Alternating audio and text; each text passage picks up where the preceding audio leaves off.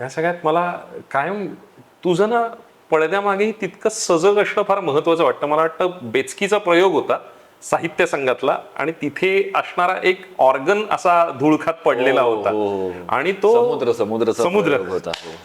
तर त्यावेळेला तो बालगंधर्वांचा असणारा ऑर्गन हा तिथे धूळ खात पडलाय आणि त्याच्याबद्दल मला आणि आय थिंक सौमित्रला तू फोन केला होतास आणि मला तेवढं आठवतंय मग एलबी साठी त्यावेळेला. पण त्या सगळ्यात मला कौतुक इतकं वाटतं की एक अभिनेता धूळ खात पडलेल्या त्या विंगेतल्या अंधारात जाऊन त्या ऑर्गनवरची धूळ पुसतो, ते हे करतो. म्हणजे ही फार मोठी गोष्ट आहे रे. म्हणजे तशा अर्थाने अदरवाईज विंगेतल्या अंधारात फक्त स्वतःच्या पोटात असणारी फुलपाखरे किंवा धडधडणार हृदय एवढंच अभिनेता बघत असतो.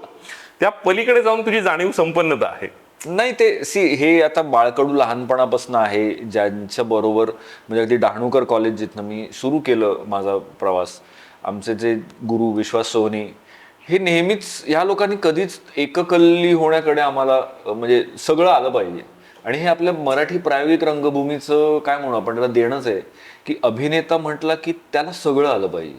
मग तू ओझी पण उचल, तू झाडू पण मार, तू मॅनेजमेंट पण बघ, हे आपण करतोच कारण आपल्याकडे साधनांची आणि बरेचदा ह्याची मॅनपॉवरची पण कमी असते. मग त्यातूनच ह्या सगळ्या गोष्टी घडतात.